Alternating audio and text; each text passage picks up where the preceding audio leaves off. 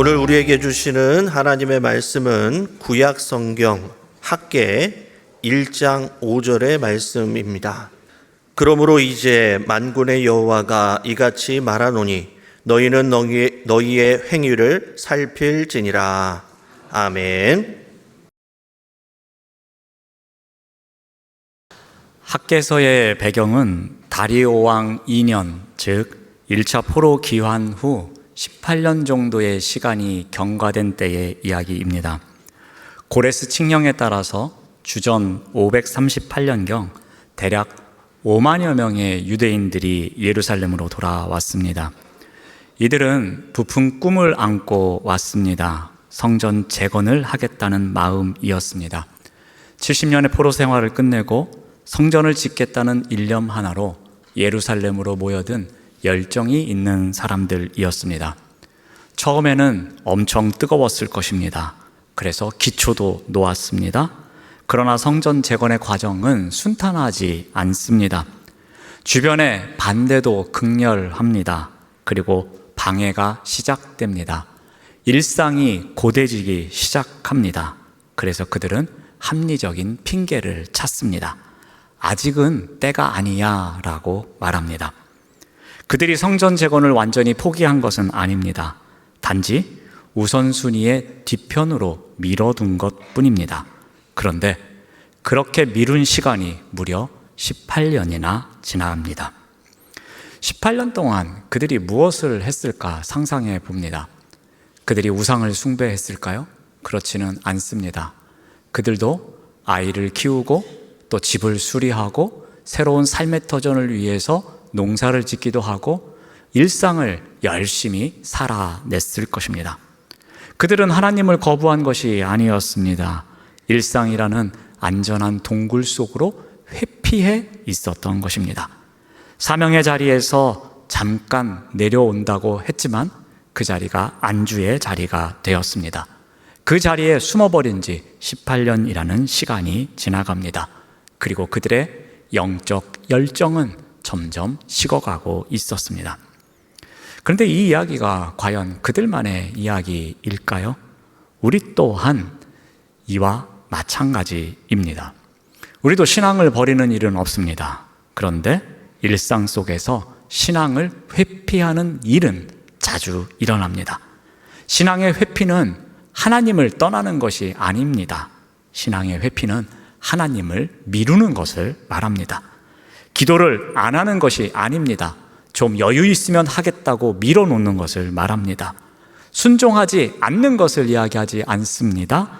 지금은 상황이 안 된다고, 지금은 때가 아니라고, 좀 더 있으면 하겠다고 하는 것을 말합니다. 이러한 것은 겉으로 보면 전혀 문제 없습니다. 예배도 드리고 있고 신앙도 유지하고 있기 때문입니다. 하지만 그 속에서는 하나님보다 내 일, 하나님보다 나의 형편이 우선이 되는 조용한 우선순위의 변화가 일어나고 있는 것입니다. 하나님을 향한 마음이 전혀 없는 것이 아니라 하나님을 향한 결단이 사라진 상황입니다. 그래서 더 위험합니다. 왜냐하면 우리는 스스로 나는 괜찮아, 나는 잘 살고 있어, 나는 잠깐 회피하고 있을 뿐이야 하면서 전혀 문제없다고 생각하기 때문입니다. 바로 오늘 말씀은 이러한 회피의 자리에 있는 사람에게 그 모습이 잘못되었음을 지적하고 있는 말씀입니다. 하나님은 노골적으로 내가 불신앙의 자리에 있어 라고 책망하는 것이 아니라 회피하는 신앙을 향해서 말씀하고 계십니다. 자, 그렇다면 이러한 회피하는 신앙에는 어떠한 특성이 있을까요? 먼저 이 회피는 거짓말이 아니라 논리라는 얼굴을 갖고 우리에게 다가옵니다. 우리 2절 말씀을 봅니다. 만군의 여호와가 이같이 말하여 이르노라. 이 백성이 말하기를 여호와의 전을 건축할 시기가 이르지 아니하였다 하느니라. 이스라엘 백성들은 지금 저 성전 짓기 싫습니다, 저 성전 지을 시간 없습니다, 이렇게 말하지 않습니다. 그들은 시기가 이르지 아니했습니다 라고 말합니다. 지금은 때가 아닙니다 라고 말합니다. 그런데 상당히 논리적이고 설득적으로 들립니다. 당시 상황은 녹록지 않았습니다. 가뭄이 들었습니다. 주변 민족들이 계속해서 정치적 방해를 합니다. 경제는 바닥을 치고 있었습니다. 먹고 살기에 급급한 때였습니다. 그래서 그들의 말은 거짓이 아니었습니다. 이것은 진실이었습니다. 경제 위기이니까, 안보가 흔들리고 있으니까 지금은 성전을 지을 수가 없습니다 라고 말하고 있습니다. 여러분, 회피는 우리에게 명백하게 죄를 지으라고 하지 않습니다. 명백하게 악을 행하라고도 하지 않습니다. 회피는 지금은 상황이 안 좋다는 합리적인 논리로 우리를 설득합니다. 회피는 언제나 지성적으로 다가옵니다. 회피는 언제나 합리적인 모습으로 우리를 유혹합니다. 두 번째로 회피가 갖고 있는 특성은 핑계라는 도구를 사용합니다. 자, 백성들의 말은 합리적인 설명처럼 들립니다. 하지만 결국엔 핑계입니다. 시기가 이르지 않았습니다 라는 말은 상황을 말하는 것 같지만 사실은 그들의 마음을 숨기고 있는 핑계였습니다. 그 증거가 있습니다.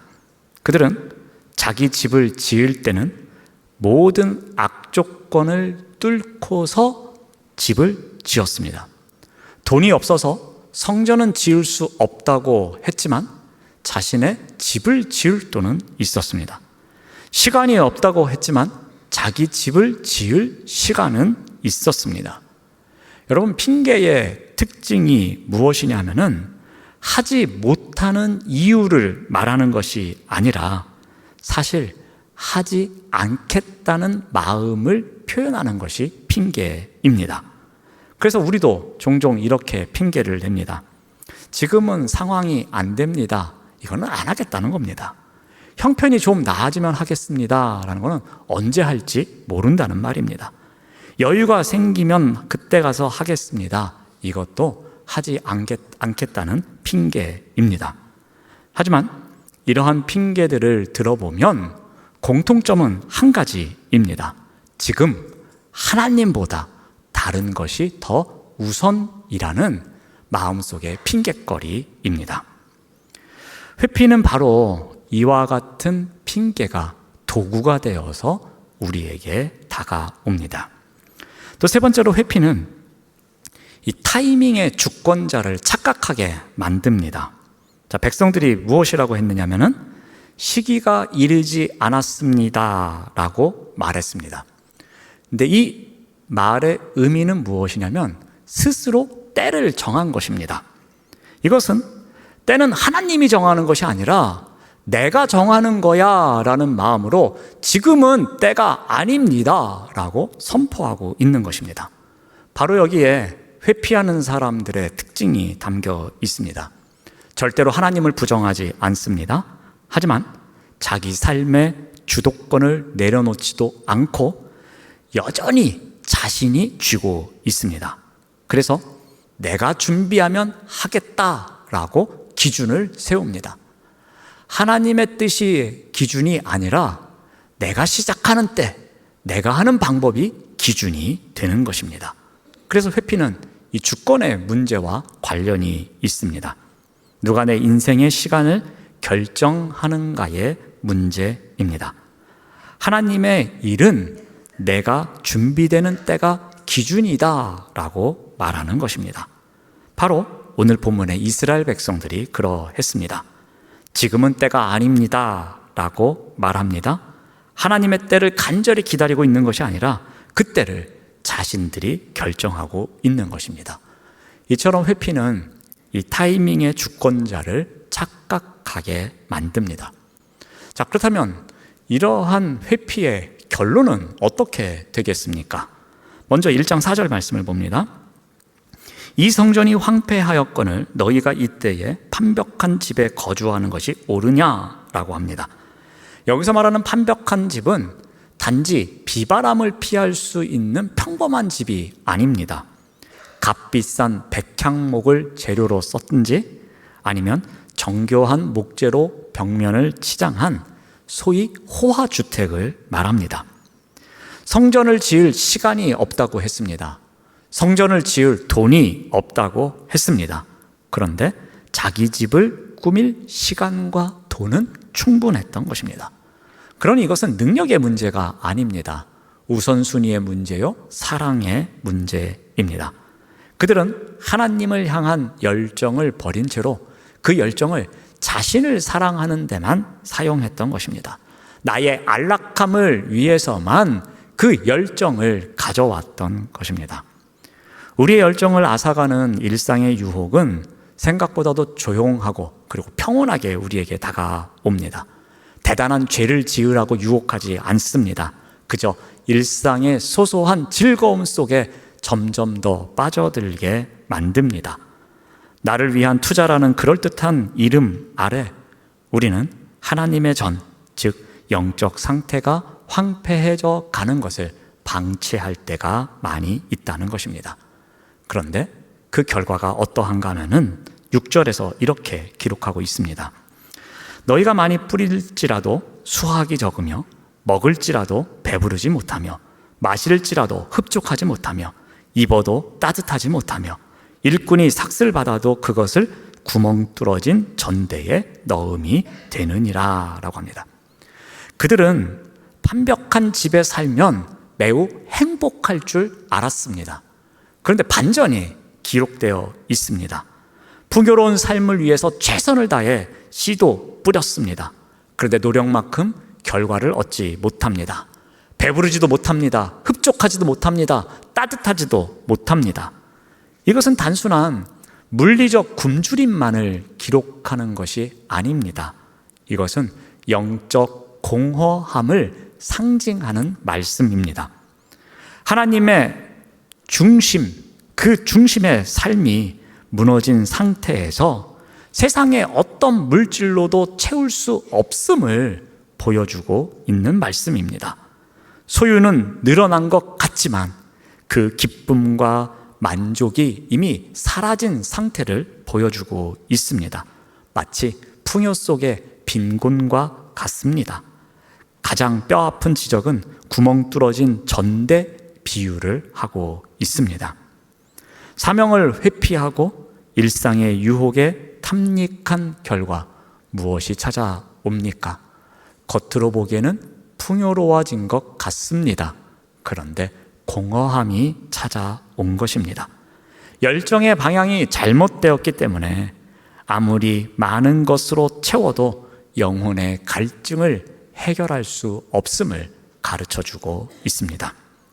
자, 그렇다면 어떻게 해야 하는가입니다. 어떻게 해야 이 회피라는 일상의 유혹에서 벗어날 수 있는가입니다. 한 3가지 정도를 잠깐 언급하겠는데요. 먼저 영적 직면이 있어야 합니다. 우리 1장 5절 말씀을 봅니다. 너희는 너희의 행위를 살필지니라. 7절 말씀을 봅니다. 너희는 자기의 행위를 살필지니라. 하나님은 학개 선지자를 통해서 너희는 너희의 행위를 살필지니라 라는 말씀을 2번이나 반복해서 강조하고 계십니다. 근데 이 표현을 직역하면 너희의 마음을 너희의 길 위에 두라라는 말입니다. 좀 더 쉽게 풀어드리면은 지금 우리가 가고 있는 길이 있습니다. 그 길 위에 우리의 마음을 올려 놓으라는 것입니다. 그리고 잠시 멈춰서 의식적으로 한번 그 길을 바라보라는 이야기입니다. 여러분, 이 말씀이 왜 필요합니까? 지금 백성들은 너무나도 바쁘게 살아가고 있습니다. 앞만 보고 달려가고 있습니다.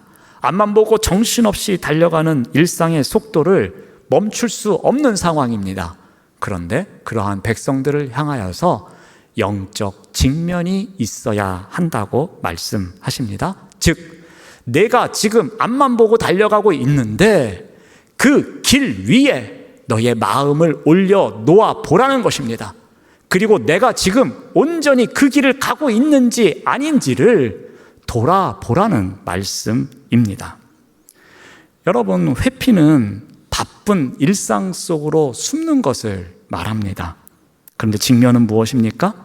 그 바쁜 일상 속에서 잠시 빠져나와서 하나님 앞에서 단독자로 서는 멈춤을 이야기합니다. 아무도 없는 자리에서 하나님과 나 사이에 가식 없는 그러한 만남이 있는 것을 말합니다. 그리고 그 자리에서 주님, 제가 지금 저의 삶이 어디로 가고 있습니까? 제가 가고 있는 이 삶의 방향이 맞는 것입니까? 라는 질문을 던져보라는 것입니다.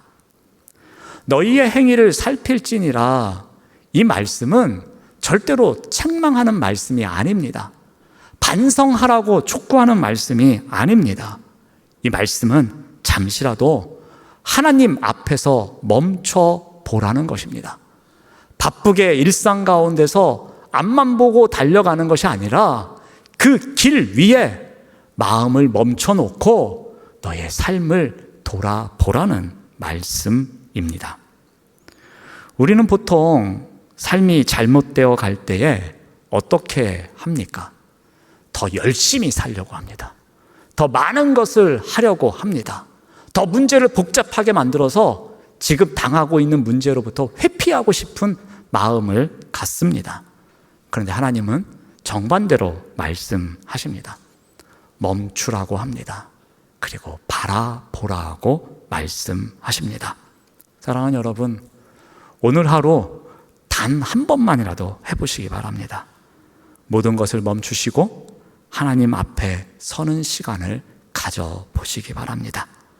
아무리 짧은 시간일지라도 그런 시간을 가져보고 한번 질문을 던져보시기 바랍니다. 주님, 지금 제 삶의 방향이 맞습니까? 제가 지금 온전히 그 방향으로 나아가고 있습니까? 제가 신앙에 핑계를 대고 있는 것이 있습니까? 그렇다면 그 원인이 어디에 있습니까? 이런 질문을 한번 던져보시기 바랍니다. 그리고 순간 떠오르는 것이 있다면, 떠오르는 생각이 있다면 그냥 흘려보내지 마시고 한 문장이라도 적어보시기 바랍니다. 사랑하는 여러분, 우리의 인생을 열심히 사는 것 정말 중요합니다. 우리의 인생을 열정을 갖고 끝까지 달려가는 것 정말 중요합니다. 그런데 그보다 더 중요한 것이 있습니다. 바로 바르게 서는 것입니다. 우리가 열심히 사는 것도 중요하지만 그 열심의 방향이 온전해야 하는 것입니다.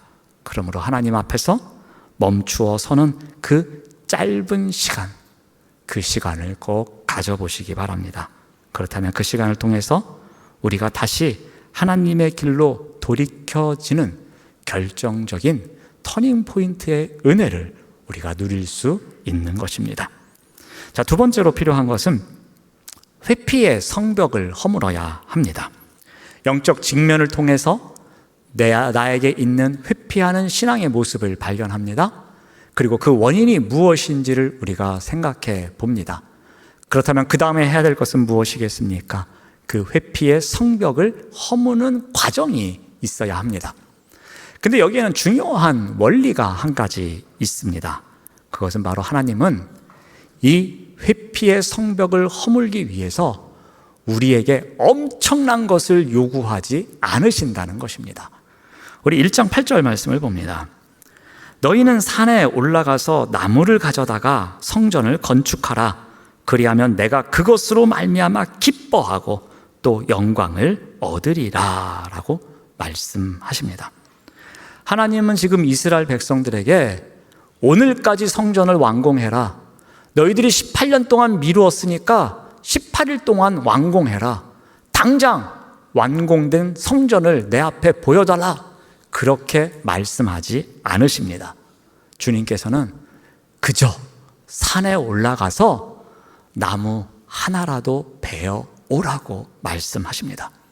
지금 주님은 구체적으로 작은 순종을 요청하고 계십니다.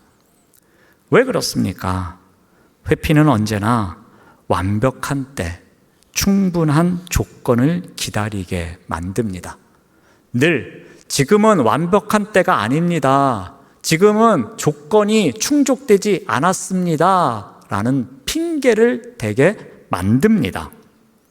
하지만 순종은 어떠합니까?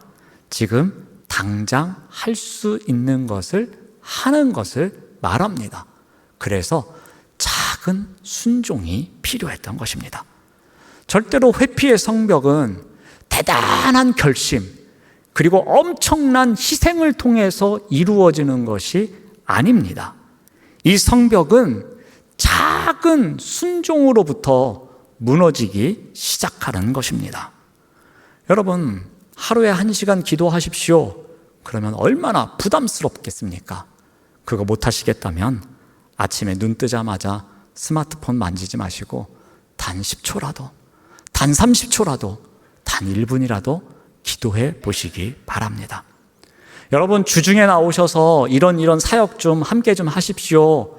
많이 오셔서 화요일에도 오시고 목요일에도 오셔서 봉사하셔야 됩니다 하면 얼마나 부담스럽겠습니까?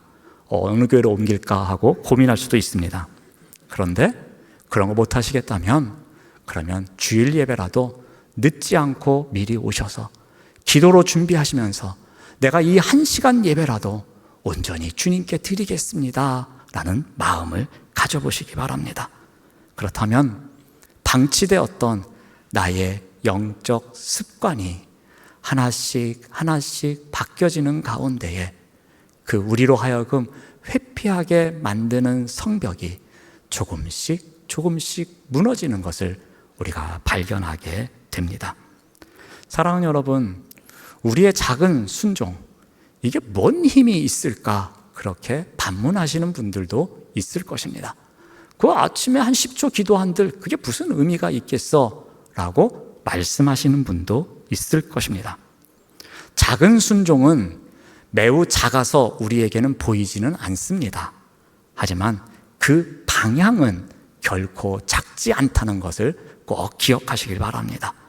그 한 걸음이 우리로 하여금 회피에서 순종으로 만들게 하며 안주에서 사명으로 이끄는 놀라운 역사가 있음을 꼭 기억하시길 바랍니다. 여러분, 18년 동안 멈춰졌던 이 성전 공사가 왜 다시 시작되었습니까? 백성들이 거창한 일을 시작해서 이 성전 공사가 시작되었습니까? 그렇지 않습니다. 그저 산에 올라가서 나무 하나 가져오는 것, 그 작은 순종부터 시작되었다는 것을 꼭 기억하시길 바랍니다. 그러므로 회피의 성벽을 허물기 위해서는 우리가 작은 순종부터 시작해야 함을 꼭 기억하시는 우리 모두가 되시길 바랍니다. 마지막으로는 이 소망의 말씀을 기억해야 합니다. 13절 말씀을 봅니다. 그때 여호와의 사자 학개가 여호와의 위임을 받아 백성에게 말하여 이르되 여호와가 말하노니 내가 너희와 함께 하노라 라고 말씀하십니다. 여러분, 이 말씀에서 그때는 언제이겠습니까? 그때는 백성들이 하나님의 말씀에 반응하기 시작하는 때입니다. 성전 재건을 시작해야지 하면서 우리가 그러면 나무 하나라도 베어옵시다 하면서 조금이라도 행동하기 시작하는 때입니다. 여기서 말하는 그때는 성전이 완공된 때가 아닙니다. 우리가 이제 18년 동안 아무것도 못했지만 이제 다시 해봅시다 하면서 그 열정을 다시 우리 공동체로 가져오기로 한 그때입니다. 근데 그때 어떠한 일이 일어납니까? 마치 하나님께서 기다리고 계셨다는 듯이 내가 너희와 함께하노라 라고 말씀하십니다. 이것은 단순한 위로가 아닙니다. 회복의 출발점에 주어지는 하나님의 선포입니다. 우리는 보통 이렇게 생각합니다. 내가 좀 더 바로 서면 하나님께서 함께 하시겠지? 내가 좀 더 다양한 많은 것을 하면은 하나님께서 뭔가 내 인생길에 동행해 주시겠지? 그런 생각을 합니다. 그런데 오늘 말씀은 그렇지 않음을 가르쳐 줍니다. 하나님께서 먼저 함께 하시기에 그 많은 것을 할 수 있음을 가르쳐 줍니다. 그래서 하나님은 백성들에게 절대로 과거를 묻지 않습니다. 너희들 18년 동안 뭐 했니? 나 18년 동안 엄청 서운했다? 너희들 집만 짓고 그렇게 좋은 집 짓고 호사를 누리고 있으니까 좋았냐? 그렇게 묻지 않습니다. 왜 이제 왔느냐? 그렇게 질문하지도 않으십니다. 하나님께 중요한 것은 무엇입니까? 그들이 어제까지 어떻게 살았느냐? 그것이 중요하지 않습니다. 오늘 어떠한 방향으로 가고 있는지, 그들이 회피의 자리에서 물러나서 다시 신앙의 길을 가고 있는 것, 그 자체가 하나님께는 중요했습니다. 그래서 회피를 멈추고 하나님을 향해 고개를 드는 그 순간 하나님은 기다렸다는 듯이 내가 너희와 함께 할 거야 라고 확답의 말씀을 주신 것입니다. 그런데 그 다음에 더 놀라운 일이 있습니다. 14절 말씀을 봅니다. 여호와께서 마음을 감동시키셨다라고 기록하고 있습니다. 여기에 나오는 감동시키다는 단순히 이 감정의 변화를 이야기하는 것이 아닙니다. 잠자고 있던 영혼을 깨우는 것, 그래서 식어버린 열정을 다시 불러오는 것, 이것을 위한 하나님의 능동적인 일하심을 이야기합니다. 여러분, 이 말씀을 통해서 우리가 다시 한번 기억해 봅니다. 열정은 우리가 만들 수 있다고 해서, 우리가 만들고자 해서 만들 수 있는 것이 아닙니다. 열정은 억지로 끌어올리는 감정도 아닙니다. 열정은 하나님께서 주시는 선물입니다. 하나님께서 우리의 마음을 감동시키실 때, 즉 하나님께서 우리의 마음을 만져주셔서 우리가 능동적으로 그 일에 순종하며 살아갈 때에 열정이라는 선물을 주시는 것입니다.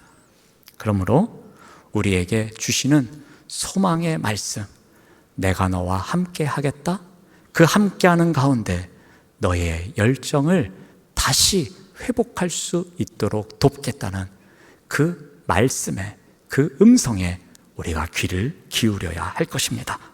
이 약속의 말씀을 기억하고 그 말씀을 붙잡고 살아갈 때에 회피하는 신앙의 자리에서 벗어날 수 있음을 기억하시기 바랍니다. 오늘 말씀은 우리에게 한 가지 질문을 던집니다. 과연 나는 회피하는 신앙의 자리에 있는가 아닌가 라는 질문입니다. 회피는 우리를 안전하게 지켜주는 것처럼 보여집니다. 우리 일상 속에서 유혹합니다. 여기로 회피해, 이것으로 회피해, 그럼 너는 안전해 라고 유혹합니다. 그런데 오늘 말씀을 통해서 살펴본 결과 실제는 어떠합니까? 그 자리는 우리의 영혼이 공허해지는 자리입니다. 그러나 그러한 우리를 하나님께서는 절대로 책망하지 않으십니다. 우리를 주님께로 다시 초청해 주십니다. 너희의 행위를 살피라고 말씀하십니다. 즉 영적 직면의 자리로 우리를 초청하십니다. 또한 산에 올라가 나무를 가져오라고 말씀하십니다. 회피의 성벽을 허물라고 명령하십니다. 그리고 내가 너희와 함께 하노라 말씀하십니다. 소망의 말씀을 붙들라고 우리에게 당부하십니다. 사랑하는 여러분, 오늘 예배당 문을 열고 나가실 때에 마음속에 영적 성전을 건축할 나무 한 그루를 품어보시기 바랍니다. 그 나무가 누군가에게는 다시 시작하는 예배의 자리일 수도 있습니다. 그 나무가 누군가에게는 내가 전혀 용서할 수 없는 그 사람을 다시 사랑하겠다는 결단의 자리일 수도 있습니다. 그 자리가 더 이상 회피하지 않고 신앙의 길을 신실하게 걸어가겠습니다라는 결단일 수도 있습니다. 그 작은 순종의 나무를 가지고 일상으로 나아가시기를 바랍니다. 그때 하나님은 우리 삶 전체에 내가 너와 함께 하노라는 임재의 불을 밝혀 주실 것입니다. 소망의 말씀을 붙잡고 무너진 마음의 성전을 다시 세워 나가시는 우리 모두가 되시기를 바랍니다. 기도하겠습니다. 하나님 감사합니다. 아직은 때가 아닙니다 라고 말하며 일상 속으로 회피했던 우리의 모습을 내려놓습니다. 우리의 삶의 주인이 하나님이 아니라 여전히 나 자신이었음을 고백합니다. 이 시간 말씀을 통해 다시 결단의 자리로 나아갑니다. 회피의 자리에서 일어나 순종의 자리로 나아가게 하옵시고 무너진 마음의 성전을 다시 세워가게 하여 주시옵소서. 무엇보다도 내가 너희와 함께 하노라 하신 그 약속을 붙잡고 오늘도 믿음으로 나아갈 수 있도록 인도하여 주시옵소서. 예수님의 이름으로 기도드립니다. 아멘.